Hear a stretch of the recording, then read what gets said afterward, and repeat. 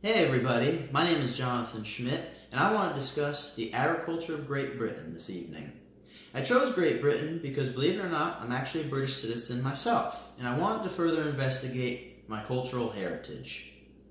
According to the UK Department of Environment, Food and Rural Affairs, there are 212,000 farms employing 476,000 workers in the United Kingdom.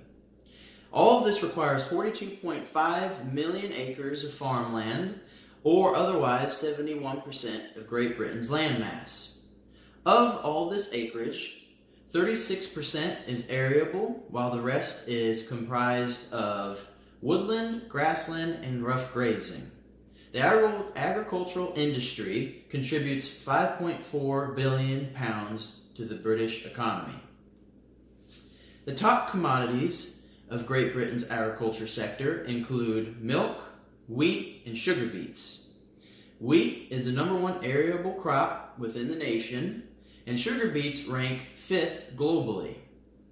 Other large commodities include potatoes, barley, rapeseed, poultry, beef, and pork.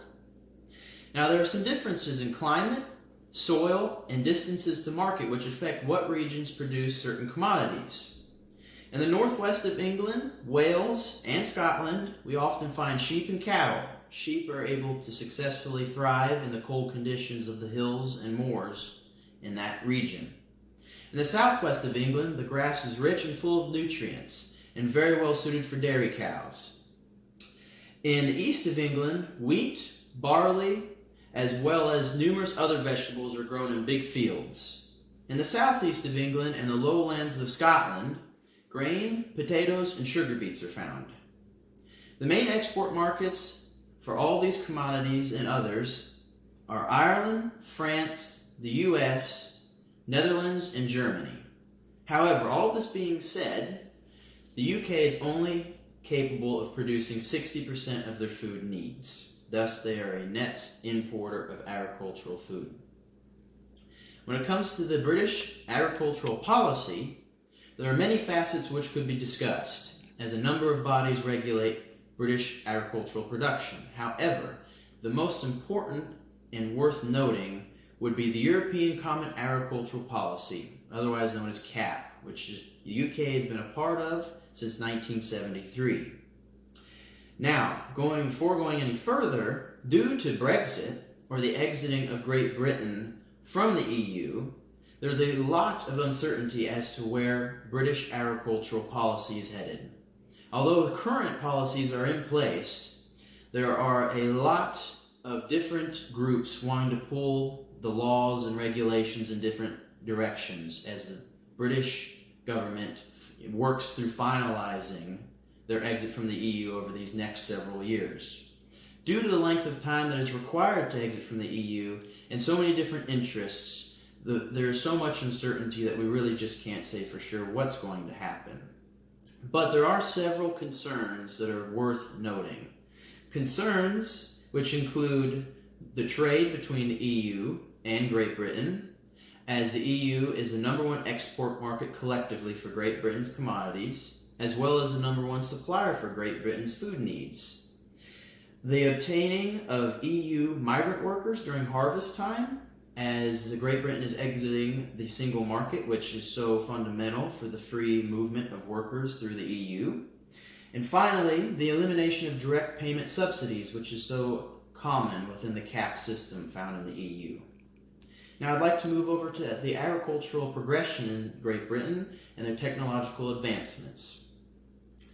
Great Britain's agriculture has advanced to become better at productivity and output than they have been historically. However, in recent years, they have found themselves falling behind than other Western nations in terms of productivity and output. This creates a situation where it is hard to recruit and retain talent as well as obtain foreign investment.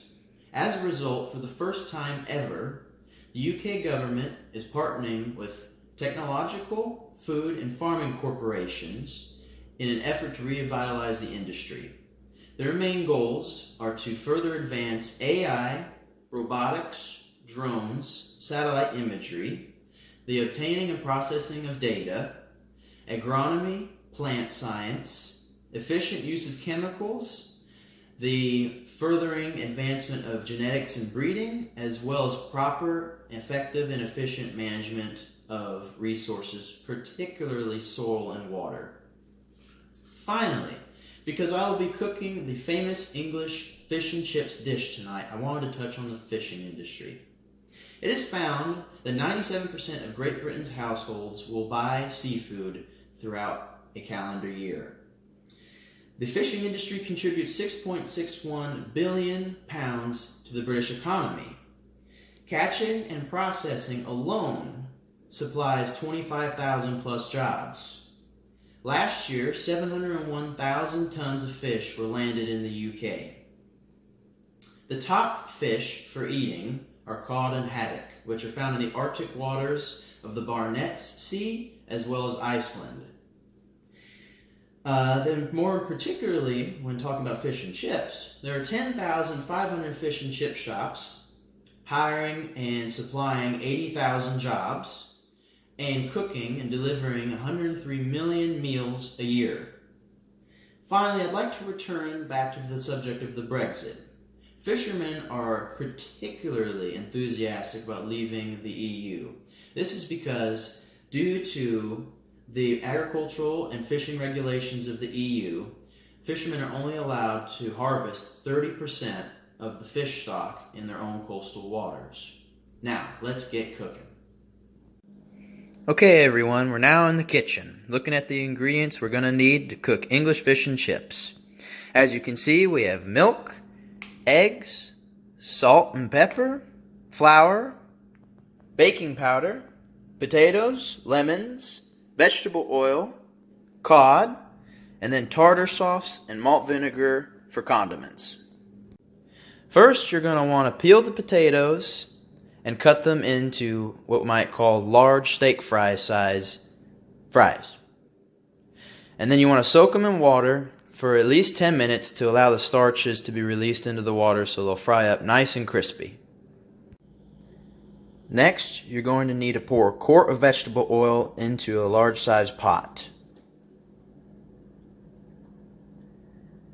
After doing this, you'll need to raise it to the necessary temperature and then start cooking the French fries in batches, as it will not reduce the vegetable oil temperature too much. It's very particular on the temperature. As you're waiting for your oil to heat up, you can begin making the batter for your fish. This requires 1 cup of milk, 1 egg, 1 cup of flour, a teaspoon of salt, a teaspoon of pepper, and a teaspoon of baking powder. You'll want to put this into some sort of bowl and whisk it thoroughly, and then place it in the refrigerator for 20 minutes in order to thicken. I've already done this in the interest of time. When cooking the potatoes, you'll want to put it in batches, as I mentioned before, just enough to cover the surface area of the pot. Once they have been cooked, which requires 10 minutes, or until being tender, you'll want to switch them over to a plate with paper towels. That way it'll absorb the excess oil. Once you have cut your cod into appropriate sizes, you'll then want to put it in the batter.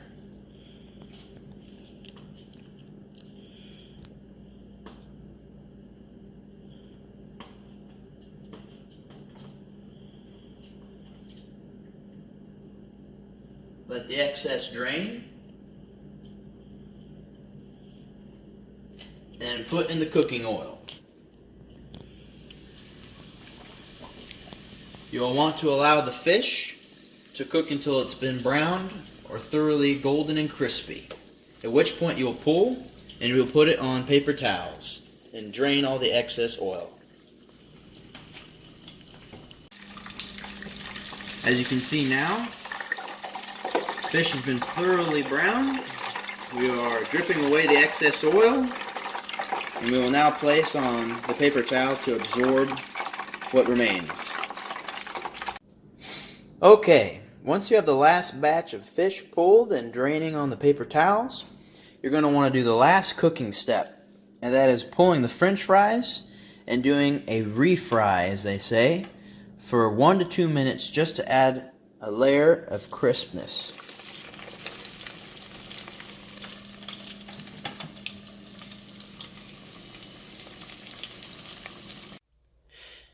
And there you have it, folks. English fish and chips.